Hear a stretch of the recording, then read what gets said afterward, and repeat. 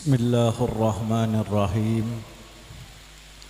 Assalamualaikum warahmatullahi wabarakatuh.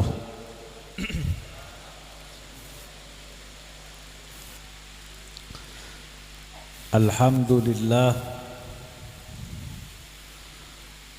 alhamdulillahilladzi bi ni'matihi tatimmus shalihat wa bi dzikri habibihi tatanazzalur rahmati wal barakat. Wassalatu wassalamu ala sayyidis sadat wa qudwatil qadat sayyidina wa maulana Muhammad fil hayati wa ba'dal mamat. Allahumma salli wa sallim ala sayyidina Muhammad. Allahumma salli wa sallim ala sayyidina Muhammad. Tibbil qulubi wa dawaiha wa afiyatil abdani wa shifaiha wa nuril abasari wa diyaiha wa qutil arwahi wa ghidaiha wa ala alihi wa sahbihi wa barik wa sallim ajmain. A'udzu billahi minasy syaithanir rajim. Bismillahirrahmanirrahim. Tabarakalladzi biyadihil mulku wa huwa ala kulli syai'in qadir. Alladzi khalaqal mauta wal hayata liyabluwakum ayyukum ahsanu amala wa huwal latiful khabir. Wa qala Rasulullah sallallahu alaihi wa alihi wa sahbihi wa sallam, kafa bil mauti wa'idha. Bismillahirrahmanirrahim. Alhamdulillah, puji dan syukur kehadirat Allah subhanahu wa ta'ala yang memudahkan kita untuk berkumpul pada acara akad nikah sekaligus haul Al-Habib Sulaiman Bahashim, Sulaiman bin Umar Al-Bahashim.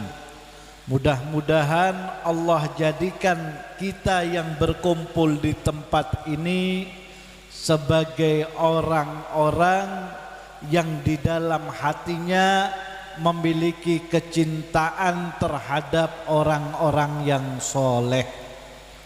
Salawat serta salam mudah-mudahan selalu tercurah kepada junjungan Nabi kita Sayyiduna Muhammad sallallahu alaihi wa alihi wa sahbihi wasallam, di mana Nabi kita Sayyiduna Muhammad sallallahu alaihi wa alihi wa sahbihi wasallam satu saat pernah ditanya oleh para sahabatnya. Satu saat beliau pernah ditanya oleh para sahabat, di mana para sahabat berkata, "Ya Rasulullah, manil aqyas?" Wahai Rasulullah, siapakah orang-orang yang baik itu ya Rasulullah? Siapakah orang-orang yang bagus itu ya Rasulullah?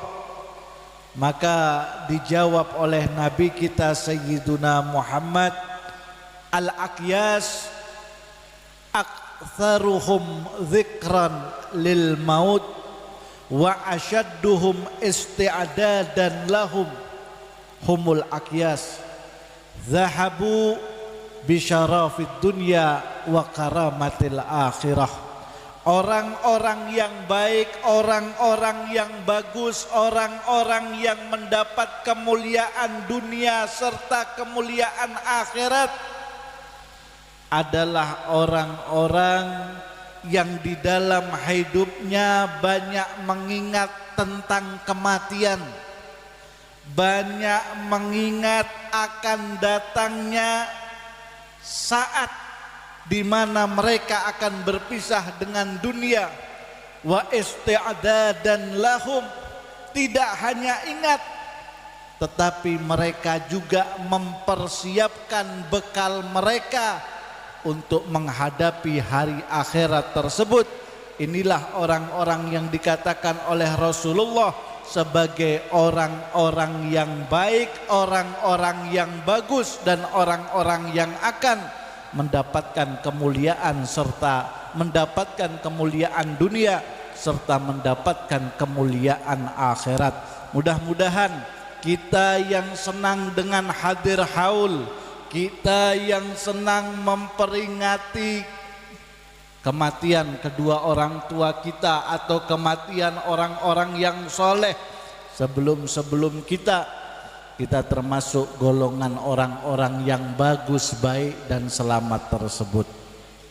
Pertama-tama yang saya muliakan, yang saya hormati para habaib, wabil khusus Al-Habib Husain bin Umar yang putra beliau menikah dengan putri Ustadz Saifullah dari Sungai Pinang. Barakallahu lahuma wa baraka alaihima wa jama'a bainahuma fi khairin wa afiyah. Mudah-mudahan Allah berikan keturunan yang baik. Al baladut thayyib yakhruju nabatuhu bi'izni rabbih. Kalau orang baik ketemu dengan orang baik, nanti keturunannya akan menjadi keturunan yang baik. Orang yang soleh ketemu dengan wanita yang solihah, anak keturunannya akan menjadi anak keturunan yang Allah jadikan sebagai tempat berkumpulnya rahmatnya Allah subhanahu wa ta'ala. Mudah-mudahan putra beliau berdua, putra dan putri beliau berdua dikaruniai keturunan yang banyak oleh Allah, yang keturunannya ini nanti akan menjadi lampu di setiap tempat di mana mereka tinggal atau di mana mereka berada. Begitu pula Al-Habib Muhammad Sahibul Bait yang orang tuanya kita hauli, satu bentuk perbuatan bakti seorang anak terhadap kedua orang tuanya, satu bentuk perbuatan bakti yang diajarkan oleh guru kita Al-Habib Muhammad kepada kita secara tidak langsung, mengadakan haul orang tuanya supaya orang-orang yang hadir mengikuti apa yang diperbuat beliau hingga mereka mendapatkan keutamaan sebagai anak yang berbakti terhadap kedua orang tua. Begitu pula para habaib yang lain yang hadir di tempat ini. Ada Al-Habib Ali Zainil Abidin, ada Al-Habib Syekh, Al-Habib Arba'in, Al-Habib Ali, dan Habib-Habib yang mereka dari jalur Bahashim, anak keturunan Syarif Husain Al-Bahashim, menantu daripada Sultan Sulaiman Raja Banjar. Mereka menjadi orang-orang yang memilih keluar dari istana daripada orang yang tinggal di dalam istana, hingga akhirnya mereka tinggal di kandangan, hingga akhirnya mereka tinggal di Basiri, hingga akhirnya mereka tinggal di Karangintan, hingga akhirnya mereka tinggal sampai masuk ke Sungai Nyamuk Sampanahan, karena mereka tidak ingin berebut masalah duniawi, hingga akhirnya mereka meninggalkan istana. Begitu pula para ulama yang hadir pada hari ini. Al-Ustadz Saifullah selaku ayah dari pengantin perempuan, dikenal dengan nama Guru Ipul Sungai Pinang. Begitu pula Guru Fadli Muiz, Ketua MUI Kabupaten Tanah Bumbu yang lalu. Beliau juga termasuk saya punya guru, memiliki pesantren namanya Zadul Muttaqin. Kalau orang pernah ke Tanah Bumbu, ke Batu Licin, pasti tahu dengan pesantren beliau. Begitu pula dengan guru yang lain, Ustadz Bukhari, Ustadz Baknei Rata, Ustadz Syam'i dari Pasar Sabtu, serta guru-guru yang lain yang saya tidak dapat menyebutkan nama mereka tanpa mengurangi rasa hormat saya kepada mereka. Alhamdulillah, alhamdulillah kita berkumpul di tempat ini, selain menghadiri akad nikah, kita juga memperingati haul Ayahanda Al-Habib Muhammad.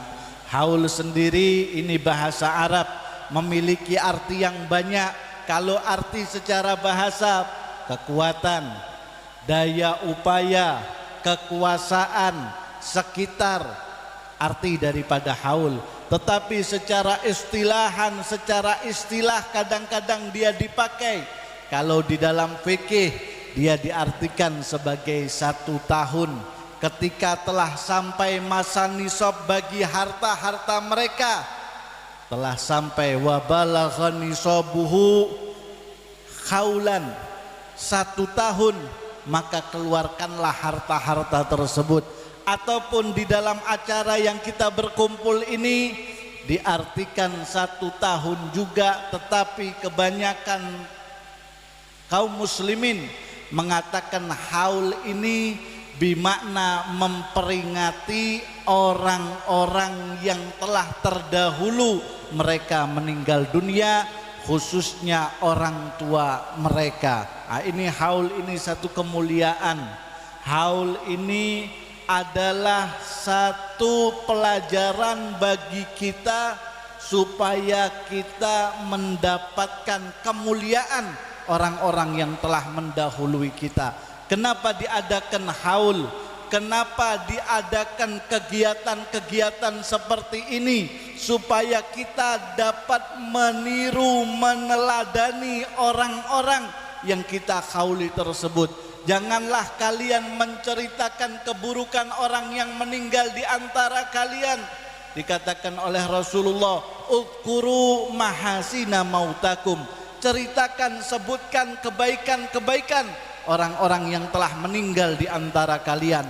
Maka kita dikumpulkan di tempat ini, di acara ini, tujuannya agar kita menceritakan apa-apa saja kebaikan yang telah mereka lakukan, kebaikan yang telah mereka perbuat, kebaikan semasa hidup mereka, yang mana karena kebaikan tersebut akhirnya mereka diingat oleh orang-orang yang datang setelahnya, oleh orang-orang yang datang setelah mereka.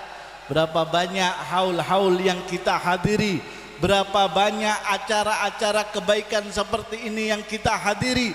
Mudah-mudahan kita memiliki keinginan, ya Allah, seandainya aku meninggal dunia, ya Allah, maka jadikanlah aku sebagai orang yang diingat karena kebaikan yang telah aku lakukan oleh orang-orang yang ada setelahku, ya Allah. Belum lama bulan Rajab ada haulnya Kiai Haji Muhammad Zaini bin Abdul Ghani.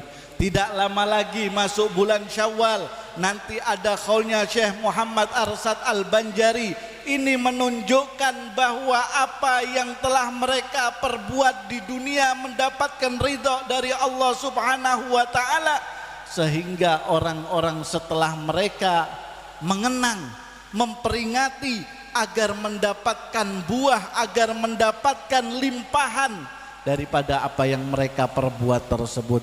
Ini tanda-tanda, termasuk sebagian tanda daripada orang tersebut meninggal husnul khatimah adalah banyaknya orang yang memperingati hari kematiannya sebagai bentuk untuk meniru apa yang telah mereka perbuat di dunia ini. Makanya nanti kalau orang soleh selain dihauli, dia juga dibacakan manakibnya, dibacakan perjalanan hidupnya. Tujuannya apa? supaya kita dapat meniru perjalanan hidup orang-orang tersebut.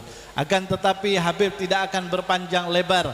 Habib akan mengumpulkan inti dikatakan oleh Imam Al-Ghazali, termasuk sebab-sebab yang menjadikan manusia itu dapat meninggal dalam keadaan husnul khatimah. Termasuk sebab-sebab manusia yang mendapatkan meninggal husnul khatimah. Ini adalah tujuan kita hidup.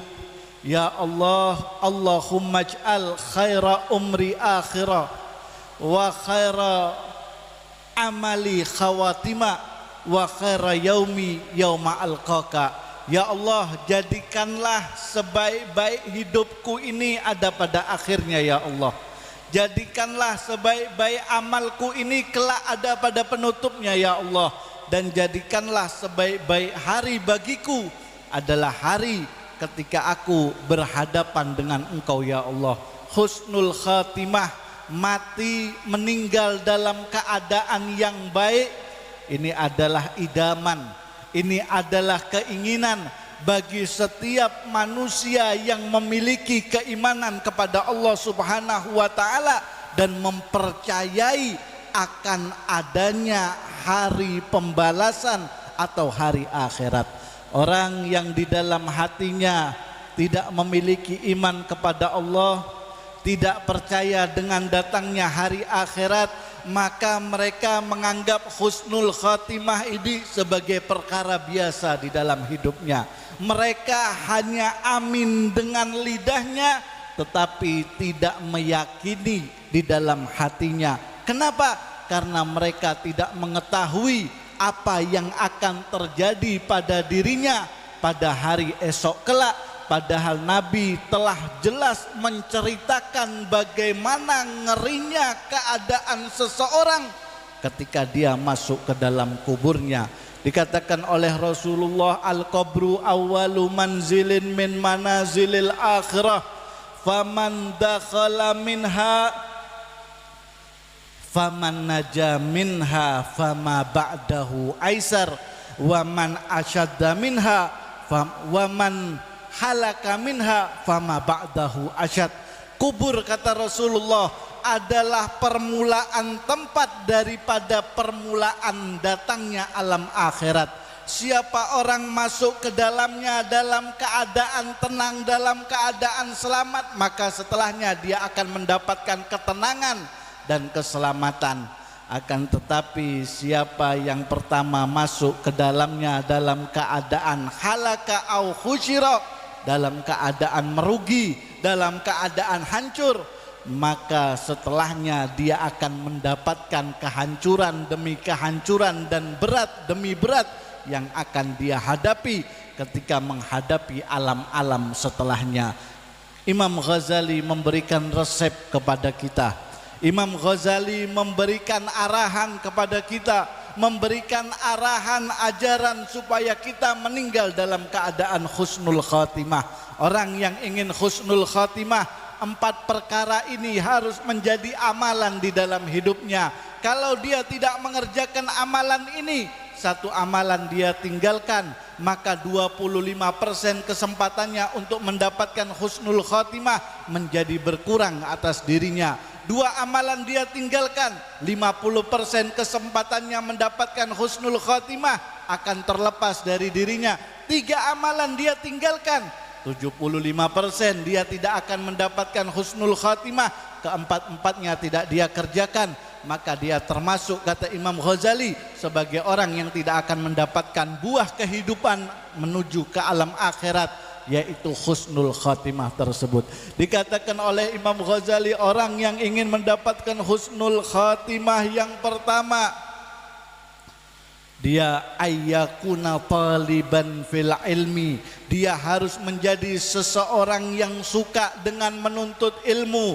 Man mata fi talabil ilmi mata syahida, siapa orang yang meninggal dalam keadaan menuntut ilmu, maka meninggalnya dalam keadaan syahid, kata Rasulullah. Man salaka tariqan yaltamisu fihi ilma salakallahu tariqan ilal jannah. Orang yang berangkat dari rumahnya menuju satu tempat tujuannya untuk menuntut ilmu, maka langkahnya tersebut adalah langkah yang mengarahkannya ke dalam surga. Orang yang ingin mendapatkan husnul khatimah, dia harus menjadi seorang penuntut ilmu agama. Dia harus senang dengan ilmu agama. Dia harus duduk di tempat-tempat yang banyak dengan rahmat Allah, yaitu tempat di mana ilmu agama dibacakan di dalamnya, hingga orang-orang yang meninggalkan ilmu agama diancam oleh Allah Subhanahu wa taala dengan banyaknya ayat, dengan banyaknya hadis, dan dengan banyaknya kisah-kisah yang diriwayatkan oleh orang-orang terdahulu. Bahkan di dalam sebuah riwayat dikatakan di zaman Nabi Allah Musa alaihissalam, ada seorang wanita yang datang kepada Nabi Musa dan berkata, wahai Nabi Allah Musa, mintakan ampunan atas dosa yang telah aku perbuat kepada Allah Subhanahu wa taala. Mintakan dengan wasilahmu, dengan ucapanmu, dengan doamu akan kesalahan yang aku perbuat, engkau wasilahnya agar engkau memintakan ampunan bagiku ke hadapan Allah Subhanahu wa taala. Maka Nabi Musa berkata kepada wanita tersebut, dosa apa yang engkau perbuat? Dosa apa yang engkau lakukan hingga engkau meminta aku untuk memintakan ampunan untuk dirimu kepada Allah? Maka wanita ini berkata, sesungguhnya aku malu menceritakan dosaku. Sesungguhnya aku malu untuk menceritakan apa yang telah aku perbuat. Dikatakan oleh Nabi Musa, kalau engkau tidak mau menceritakan dosamu, aku tidak mau memintakan ampunan atas dirimu. Mendengar perkataan seperti itu, maka ini wanita berkata kepada Nabi Allah Musa, wahai Nabi Allah, wahai engkau Nabi Allah, wahai engkau orang yang dijadikan oleh sebagai kalimuh, sebagai orang yang diriwayatkan wa kallamallahu Musa taklima, yang langsung berbicara kepada Allah, maukah jika engkau aku ceritakan dosaku? Engkau tidak akan menceritakan dosa ini kepada siapapun dan engkau tidak akan marah kepadaku. Maukah engkau jika aku ceritakan dosaku, engkau tidak akan marah dan tidak menceritakan dosa ini kepada siapapun? Dikatakan oleh Nabi Musa, ceritakan dosamu, ceritakan apa yang engkau perbuat. Maka mulailah wanita ini bercerita, wahai Musa, sesungguhnya aku adalah seorang wanita yang telah melakukan dosa yang sangat besar. Di masa lalu aku memiliki suami, wahai Musa, akan tetapi suamiku tidak berumur panjang. 4 bulan 5 bulan pernikahan kami, Allah memanggil suamiku, sedangkan aku ditinggalnya dalam keadaan hamil, wahai Musa. Maka tidak lama kemudian aku melahirkan putraku, wahai Musa. Berlalulah waktu hingga ketika putraku telah berumur 18 tahun atau remaja, aku dapati kemiripan wajah putraku dengan wajah almarhum suamiku yang telah meninggal dunia. Aku dapati kemiripan putraku tersebut dengan kemiripan yang sangat mirip. Wajah putranya seperti wajah ayahnya yang telah meninggal. Maka ketika aku melihat wajah suamiku, terkenanglah aku akan kejadian yang telah lalu, hingga aku terperdaya oleh bisikan setan. Timbullah syahwatku dengan putraku sendiri, wahai Musa, hingga akhirnya aku melakukan hal yang dilarang oleh Allah. Aku melakukannya dengan putraku sendiri. Tidak lama aku hamil, wahai Musa. Tidak lama aku hamil hasil hubungan tersebut dengan putraku sendiri. Setelah kandungan itu semakin besar, semakin besar, semakin besar, timbullah rasa takut di dalam hatiku. Timbullah rasa khawatir, bagaimana kalau kandungan ini diketahui oleh Bani Israel? Bagaimana kalau kandungan ini diketahui oleh Bani Israel? Sungguh aku tidak tahu apa yang akan dikatakan oleh Bani Israel terhadapku dan terhadap putraku. Maka dalam keadaan bingung seperti itu, datanglah iblis membisikkan ke dalam hati dan telingaku, kalau engkau ingin selamat, jangan engkau biarkan bayi yang akan lahir dari perutmu dalam keadaan hidup. Matikanlah janin atau bayi tersebut. Maka Aku yang tidak lagi memiliki pilihan karena dalam keadaan bingung, aku mengikuti apa yang diperintahkannya. Bayi yang baru keluar dari rahimku, sebelum dia menangis, segera bayi itu aku bunuh. Selesai aku bunuh, maka aku bingung apa yang harus aku perbuat terhadap bayi ini. Putraku tidak mungkin aku suruh untuk menguburkannya. Aku dalam keadaan lemas, bagaimana menguburkannya? Dan seandainya aku kuburkan, aku khawatir kalau ada binatang buas yang menggali kuburnya, maka Bani Israel akan bertanya, bayi siapa yang tega dikuburkan oleh orang tuanya dalam keadaan seperti ini? Maka kalut dan ketakutan itu datang lagi kepadaku. Ketika dalam keadaan seperti itu, iblis datang untuk kedua kalinya dan berkata, kalau engkau ingin selamat, bayi yang telah kau keluarkan melalui perutmu, kembalikan dia ke dalam perutmu. Maka aku bertanya, bagaimana cara mengembalikannya? Bagaimana ikan bayi yang utuh ini agar dia masuk kembali ke dalam perutku? Dikatakan oleh iblis, siapkan air yang mendidih, siapkan api yang besar, siapkan tempat yang diisi dengan air yang dalam keadaan mendidih. Bayi yang telah mati tersebut masukkan ke dalam air tadi. Apabila berkurang airnya, tambahi hingga hancur daging dan tulangnya. Setelah itu hiruplah air tersebut perlahan demi perlahan. Maka bayi yang asalnya berasal dari perutmu, dia akan kembali ke dalam perutmu. Melalui jalan inilah engkau tidak akan diketahui oleh Bani Israel. Aku yang dalam keadaan takut, yang dalam keadaan kalut, mengikuti apa yang diperintahkannya. Hingga setelah itu kebimbangan datang ke dalam hatiku, wahai Musa.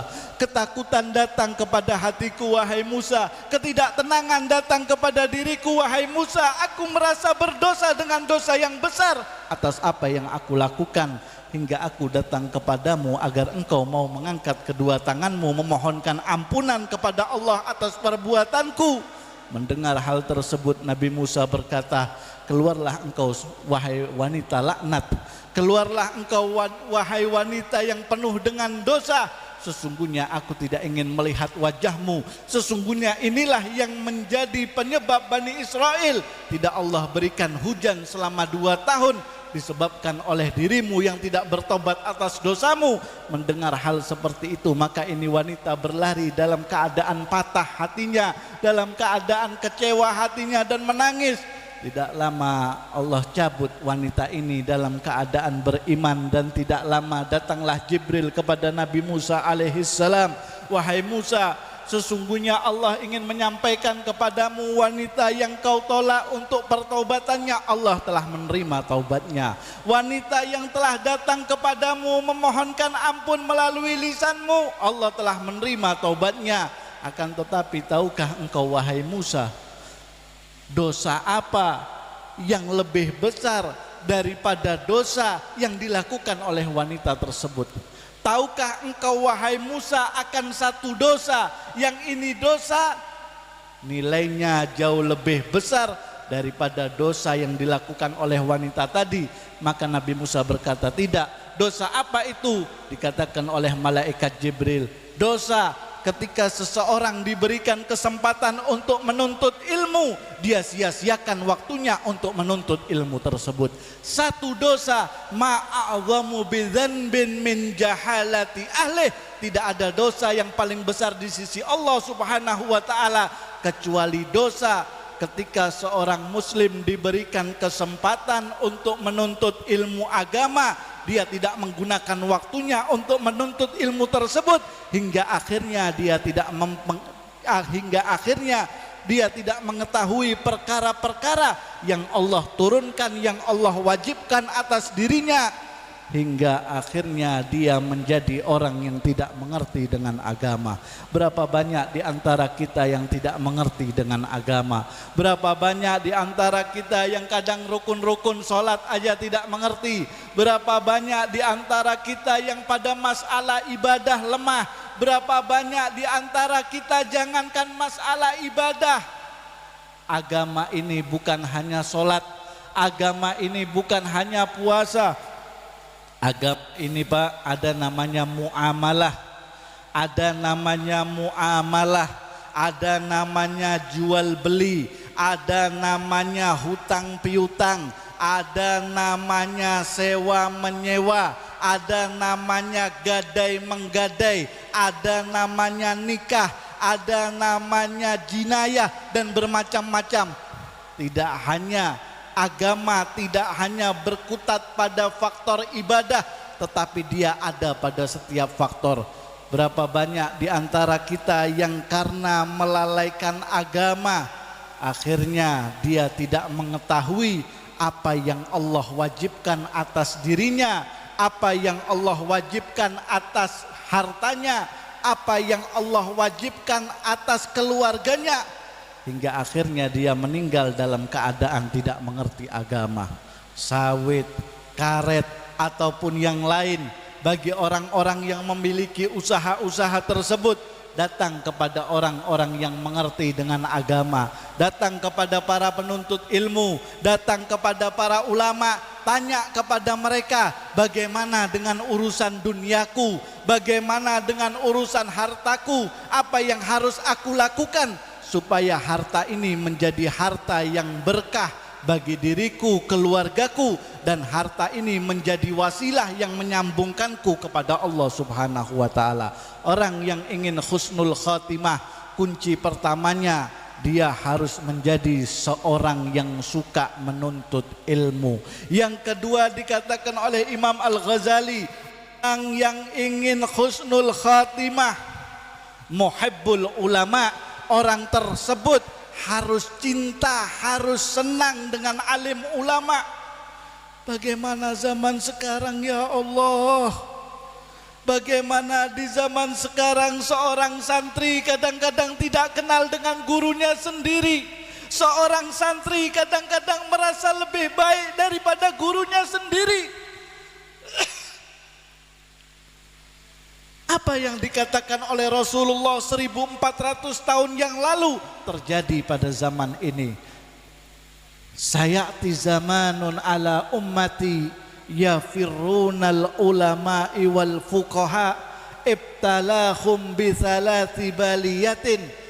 Kelak, kata Nabi kita Sayyiduna Muhammad, akan datang satu zaman di mana di zaman tersebut manusia, umat muslim, orang Islam yang mengaku pengikut Nabi Muhammad akan lari daripada orang-orang yang berilmu di antara mereka.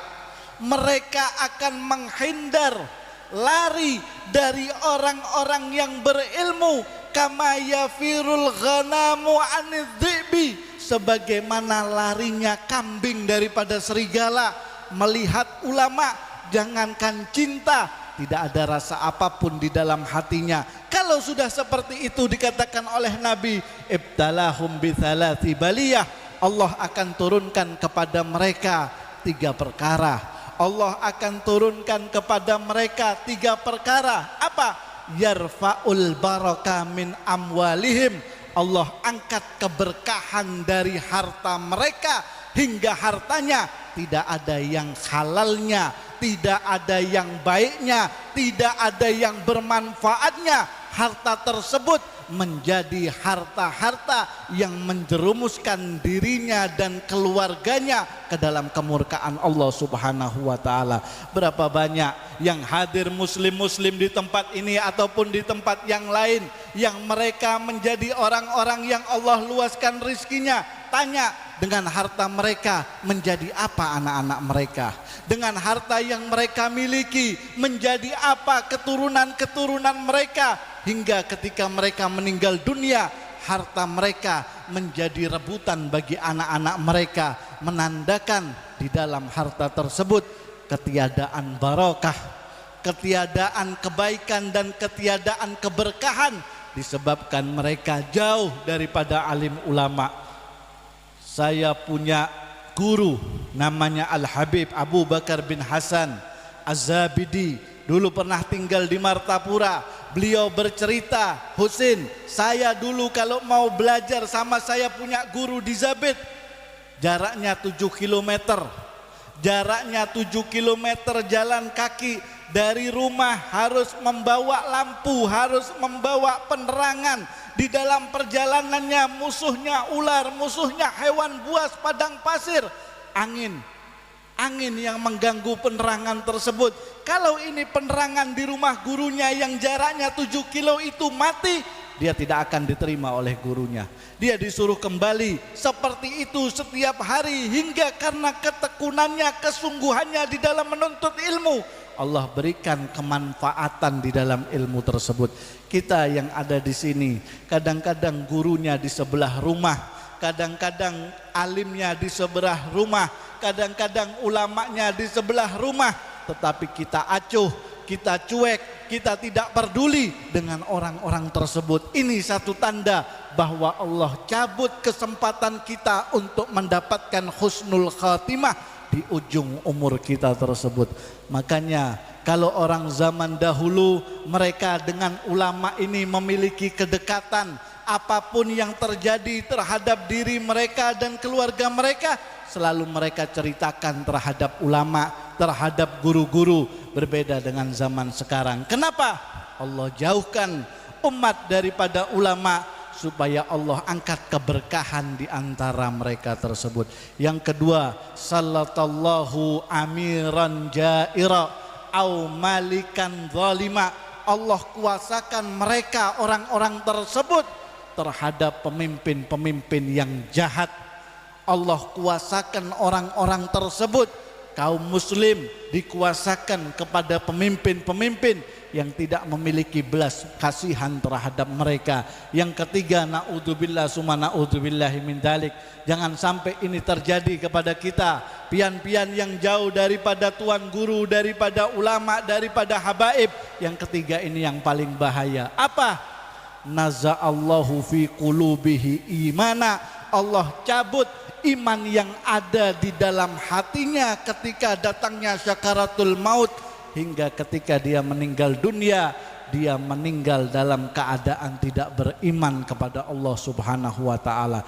Dohirnya muslim, tetapi pada batinnya dia meninggal dalam keadaan tidak membawa iman. Na'udzubillah summa na'udzubillahi min dzalik.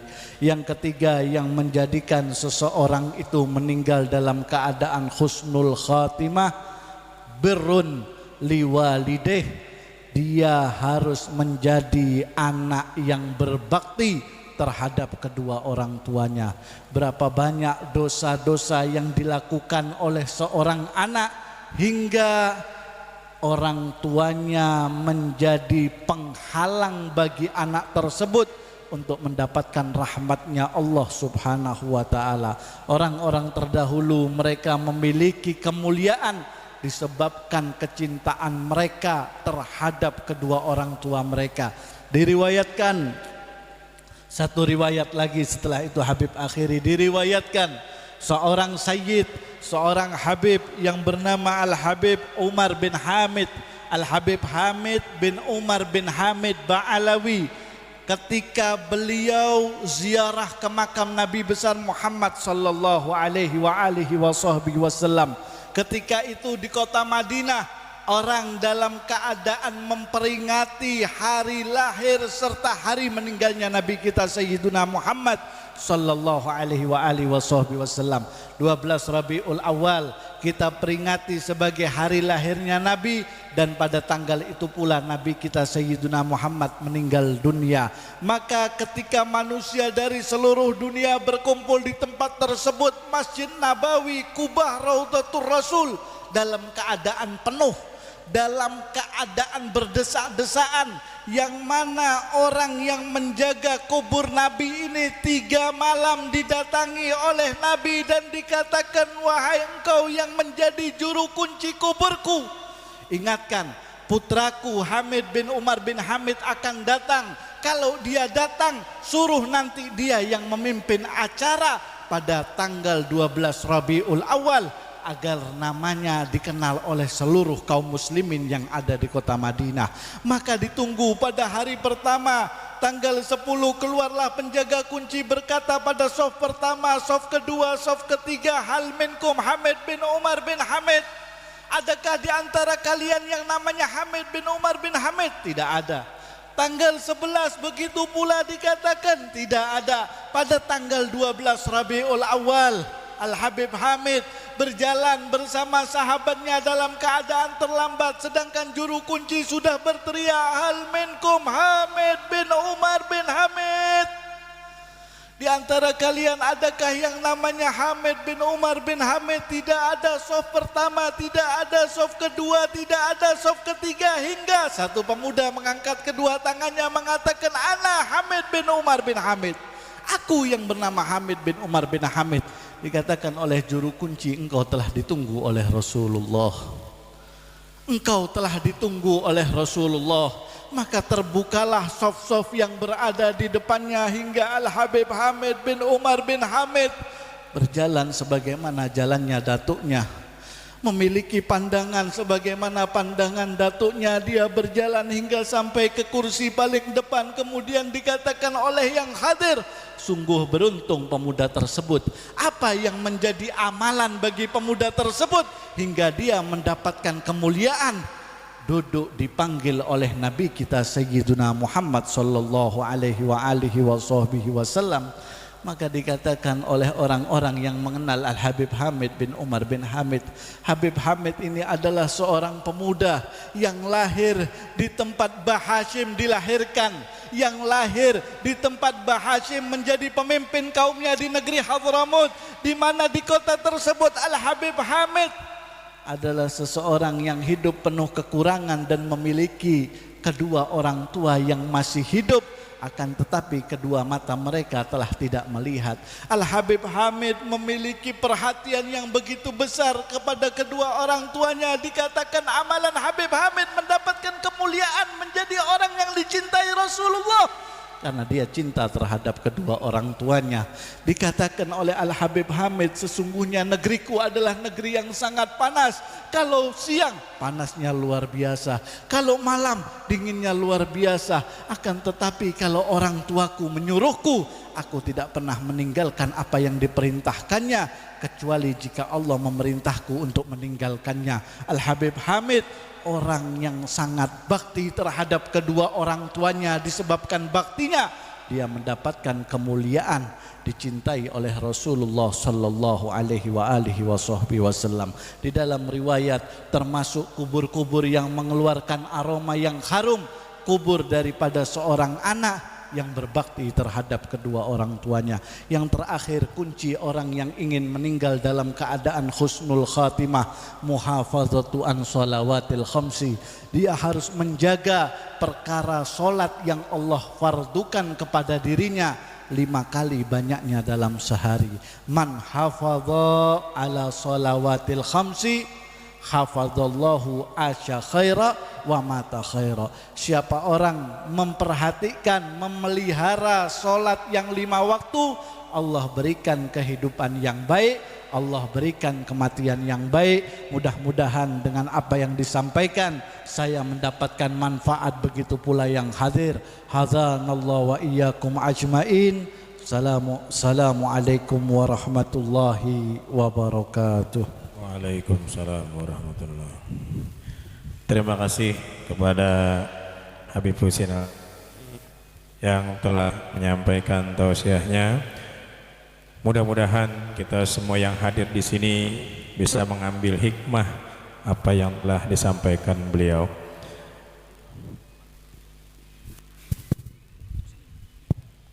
Assalamualaikum warahmatullahi wabarakatuh. Tertinggal tadi iklan sebuting. Ada Habib Husin Al-Jupri dari Simpang juga ada membawa madu juga. Itu botolnya tak kenal sedikit daripada ampun Habib Syekh Mahmud dari Bati-Bati tadi. Itu ampun sidin harganya tak larang sedikit, sekitar 100.000 harganya. Itu ada juga di julakan kanan-kanan di luar. Jadi nang tahalus itu ampun Habib Syekh Mahmud dari Bati-Bati, nang tak kenal kurang lebih seinilah harga botolnya itu, atau 100.000 harganya. Itu ampun Habib Husin Al-Jupri. Mudah-mudahan pian berkenan membelinya, karena Madu ini punya Habib Ali. Oh nggih, punya Habib Ali Zainal Abidin, ampun Paman Sidin jar. Karena madu ini obat dari segala penyakit. Ulun alhamdulillah malakan hendak malam tuh sesendok, bangun goreng sesendok. Alhamdulillah. Salawasan ini ulun kedesuah nang garing, tapi berdoa juga sambil berdoa mudah jangan garing. Jadi alhamdulillah ulun kedesuah nang garing sampai seminggu tuh kedesuah lagi karena malakan itu madu tadi. Sesendok aja anak goreng sesendok, bangun goreng sesendok itu aja. Awan bebanyak kan kadang-kadang pulang. Jadi tunggal sendokan aja alhamdulillah. Tapi sambil berdoa juga bang, jangan sampai garing. Amun garing kan takdir kada kau lagi. Dan juga amunnya garing, tapi pulanglah ingat kalau pang kena kada garingan, nah tuh perlu dipertanyakan karena garing kita itu adalah itu menghapus dosa kita. Nah jadi yang kada garing tuh khawatir juga, jangan-jangan ngejar. Nah, tapi jangan juga minta garing, jangan. Nah, apalagi kada sing duitan, maksud ke rumah sakit. Itu tadi ada madu. Punya Habib Ali Zainal Abidin Al Jupri juga, ampun Habib Syekh Mahmud dari PDB ada juga, mudahan pian berkan membelinya ya. Terima kasih ya. Acara kita lanjutkan setelah tadi penyampaian tausiah oleh Habib Husin Al Jupri, kemudian dilanjutkan dengan doa. Sekali lagi kami mintakan kepada Habib Husin Al Jupri untuk membacakan doa. Pada beliau kami persilahkan.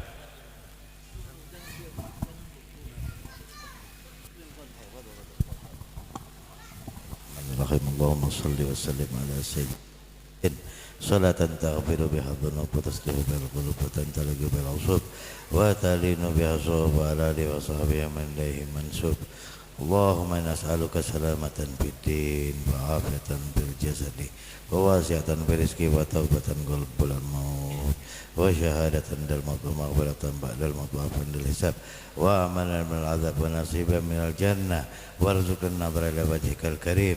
Rabbana atina fid dunya hasanah wa fil akhirati hasanah wa qina nar. Wa sallallahu ala sayyidina Muhammadin wa alihi wa sahbihi wa sallam. Walhamdulillahil alamin. Amin. Amin. Dengan pembacaan doa tersebut maka acara kita pada hari ini sudah selesai dilaksanakan. Sekali lagi kami mewakili dari panitia mengucapkan terima kasih banyak atas kehadiran pian-pian pemberataan.